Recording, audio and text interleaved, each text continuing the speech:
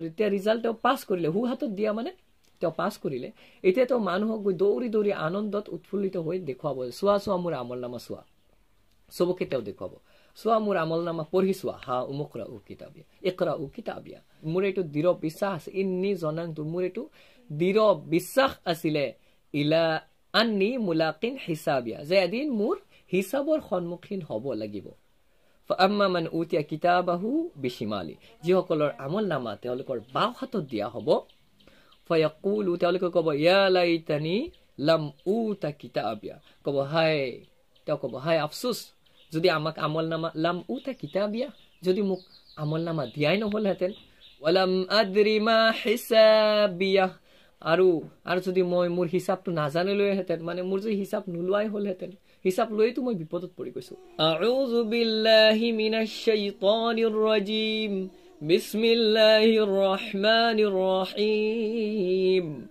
فأما من أوتي كتابه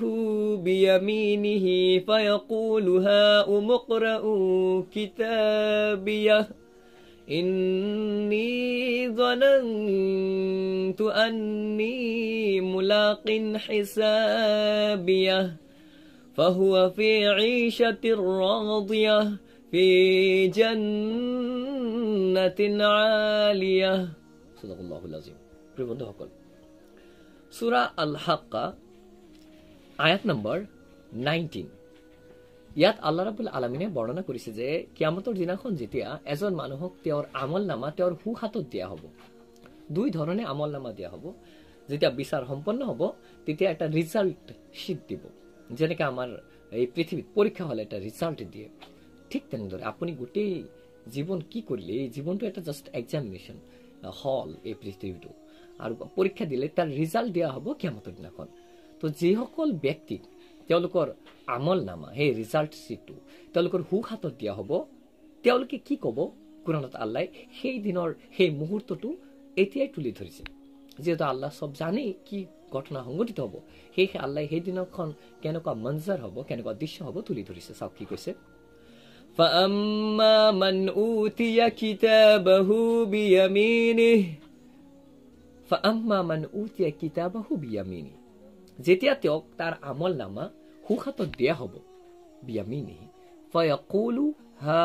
উমুকৰাউ কিতাবিয়া, তেওঁ ক'ব হা উমুকৰাউ কিতাবিয়া ইকৰাউ কিতাবিয়া, এই যে কিতাপ এইটো লোৱা আৰু পঢ়া।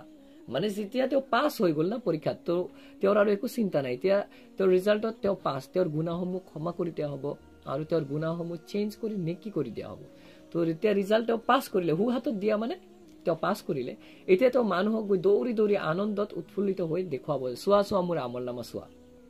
চবকে তেওঁ দেখুৱাব, চোৱা মোৰ আমল নামা পঢ়ি চোৱা, হা উমুকৰা উ কিতাবিয়া ইকৰা উ কিতাবিয়া, তেওঁ সকলোকে এই কথা ক'ব। ইয়াৰ পাছত তেওঁ আকৌ এই কথাও ক'ব, ইন্নি জনাংতু আন্নি মুলাকিন হিচাবিয়া, নিশ্চয় মই জানিছিলো, তেওঁ মানুহক ক'ব মই এই কথা খুব ভালভাৱে জানিছিলো, মোৰ এইটো দৃঢ় বিশ্বাস, ইন্নি জনাংতু, মোৰ এইটো দৃঢ় বিশ্বাস আছিলে, ইলা আন্নি মুলাকিন হিচাবিয়া, যে এদিন মোৰ হিচাবৰ সন্মুখীন হ'ব লাগিব, মই এই কথা জানিছিলো। এইটো ৰিজাল্ট পোৱাৰ পাছত তেওঁ এই কথা ক'ব, আমল নামা পাই প্ৰথমে কৈ এই কিতাপ পঢ়ি চোৱা আৰু চোৱা, মই জানিছিলো মোৰ যে এদিন হিচাপ দিব লাগিব। এতিয়া তেওঁ ৰিজাল্ট পাছ হৈ গ'ল, তেওঁৰ আনন্দৰ সীমা নাই। তাৰপিছত কি হ'ব, ফাহুৱা ফি ঈশাতিৰ ৰাদিয়া, তেতিয়া তেওঁ সন্তোষজনক এটি জীৱন যাপন কৰিব, মানে তেওঁ জান্নাত পাই যাব, এটা এনেকুৱা এটা জীৱন ৰাদিয়া, তেওঁ নিজে সন্তোষ হৈ যাব। মানে এই পৃথিৱীৰ যিটো জীৱন, এইটোত কিন্তু আমি কোনোৱেই সন্তোষ নহয়, কিবা এটা বস্তু পালে আৰু এটা কিবা এটা বস্তু নাপাওঁ, মানে আমাৰ ইচ্ছামতে চব বস্তু নহয়গৈ। কিন্তু জান্নাতৰ যিটো জীৱন হ'ব সেইটোত আপুনি সন্তুষ্ট হৈ যাব, মানে আপুনি বিচৰা প্ৰত্যেকটো বস্তুৱে তাত পাব। তো তাৰপিছত যিহেতু তেওঁ আমল নামা হু হাতত পাইছে, তেওঁ এটা সন্তোষজনক এটা জীৱন তেওঁ লাভ কৰিব। ফি জান্নাতিন আলিয়া, আৰু হু উচ্চ জান্নাতত বাগানত তেওঁ বসবাস কৰিব, সু উচ্চ থাকিব, জান্নাতৰ কেটাগৰী থাকিব আৰু জান্নাত বহুত উচ্চ থাকিব। তো এনেকুৱা এটি জান্নাতত তেওঁ থাকিব, কুতুফুহা দানিয়া, এতিয়া জান্নাতৰ সৰু এটি বৰ্ণনাও দি দিলে আল্লাহ যে তাত যে ফলবোৰ থাকিব এইটো একদম ওচৰত থাকিব মানে ইয়াত পৃথিৱীত আপুনি বহুত কষ্ট কৰি ফল চল পাৰিব লাগে জান্নাতৰ ফল-মূল কিন্তু এনেকুৱা নহ'ব কাইট চাইট নাথাকিব গছত মানে ইজিলি আপুনি এপ্ৰোচ কৰিব পাৰিব আনকি আপুনি খোৱাৰ ইচ্ছা কৰিলে লগে লগে গছৰ ডালি আপোনাৰ ওচৰত আহি যাব ভেৰি ইজি হ'ব তেতিয়া তাৰ ফল-মূল লাভ কৰাৰ কাৰণে এটি হ'ল বৰ্ণনা আৰু বৰ্ণনা আছে বাট আমি ইয়াত যেহেতু আমাৰ সময় কম সো আমি ইমান বেছিকে আলোচনা কৰিব নোৱাৰিম পিছৰ আয়াতত আল্লাহ ৰাব্বুল আলামিনে কৈছে চোৱা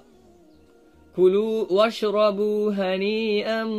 বিমা আসলাফতুম ফিল আইয়ামিল খালিয়াহ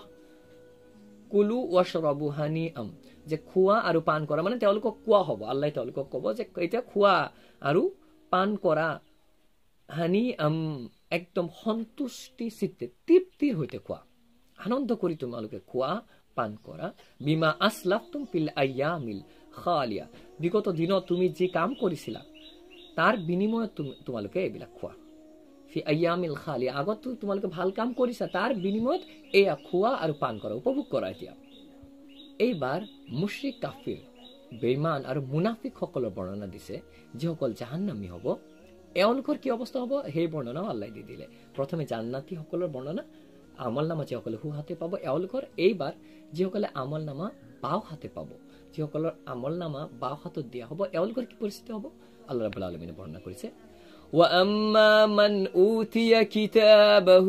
بِشِمَالِهِ فَيَقُولُ يَا لَيْتَنِي لَمْ أُوتَ كِتَابِيَهْ فَأَمَّا مَنْ أُوتِيَ كِتَابَهُ بِشِمَالِهِ যিসকলৰ আমলনামা তেওঁলোকৰ বাওঁ হাতত দিয়া হ'ব فَيَقُولُ তেওঁলোকে ক'ব يَا لَيْتَنِي لَمْ أُوتَ كِتَابِيَهْ ক'ব হায় আফসোস যদি আমাক আমলনামা লাম উতা কিতাবিয়া যদি মোক আমলনামা দিয়াই নহলহেঁতেন যদি মোক আমলনামা নিদিলে হয় সেইটোৱে ভাল হ'লহেঁতেন ইমান বেয়া এটা আমলনামা মানে বাওঁহাতে আমলনামা পাইছে তো তাৰ ৰিজাল্ট তেওঁ ফেইল কৰিলে সো তেওঁ ক'ব যদি মোক আমলনামা দিয়া নহ'লেইহেঁতেন সেইটোৱে ভাল হ'লহেঁতেন ৱালাম আদ্ৰি মা হিসাবিয়া আৰু যদি মই মোৰ হিচাপটো নাজানিলোহেঁতেন মানে মোৰ যদি হিচাপ নোলোৱাই হ'লহেঁতেন হিচাপ লৈতো মই বিপদত পৰি গৈছো পিছত চাওক ইয়া লাইতাহা কানাতিল কাদিয়া তেওঁ আফসোস কৰি ক'ব হাই যদি মৃত্যুই মোৰ সমাপ্তি হ'লহেঁতেন মানে মৃত্যুৰ পিছতেই যদি মোৰ আৰু একো বিচাৰ নহ'লহেঁতেন সেইটোৱে ভাল হ'লহেঁতেন মানে মই যদি মৰি গৈ ফিনিছ হৈ গ'লোহেঁতেন সেইটোৱে ভাল হ'লহেঁতেন আকৌ বিচাৰ হৈ দেখোন মই লছত পৰি গৈছো এতিয়াতো মই বিপদত পৰি গৈছো মা আগনা আন্নি মালিয়া আৰু মোৰ ধন সম্পদ এইবিলাকতো মোৰ একো কামত অহা নাই এতিয়া কাৰণ দুনিয়াত কিবা এটা বিপদত পৰিলে মানুহে টকা পইচা দি বাচি যাব পাৰে কিন্তু সেইদিনাখনতো আৰু টকা পইচা ফিৰিস্তাসকলে কোনো ঘুষ নল'ব তো তেওঁ ক'ব মোৰ সম্পদ দেখোন আজি মোৰ একো কামতে অহা নাই হালাকা আন্নি সুলতানিয়া আৰু মোৰ ক্ষমতাও বিনষ্ট হৈ গৈছে মোৰ যিটো পাৱাৰ আছিলে পাৱাৰৰ সহায়ত মানুহে অপৰাধ কৰিও বাচি যায় কিন্তু সেইদিনাখনতো আৰু বাচাৰ কোনো চান্স নাই তো কবাৰী তেওঁ ক'ব হাই এতিয়াতো আৰু মোৰ পাৱাৰে মোৰ ক্ষমতায়ো কোনো মোক সহায় কৰিব পৰা নাই ক্ষমতাও নাইকিয়া হৈ গৈছে এতিয়া মই কি কৰিম এইবোৰ কথা তেওঁ কৈ থাকিব আফসোস কৰি পিছৰ আয়াতত আল্লাহ ৰাব্বুল আলামিনে তেতিয়া আল্লাহ ক'ব খুজুহু ফাগুল্লু ফেৰেস্তাসকলক ক'ব যে ধৰা তাক খুজুহু ফাগুল্লু আৰু তেওঁৰ ডিঙিত ৰছী মেৰিয়াই দিয়া জাহান্নামৰ চিকল মেৰিয়াই দিয়া সুম্মাল জাহিমা সল্লু আৰু তাৰপিছত জাহান্নামক তাক দগ্ধ কৰা নিক্ষিপ্ত কৰা প্ৰিয় বন্ধুসকল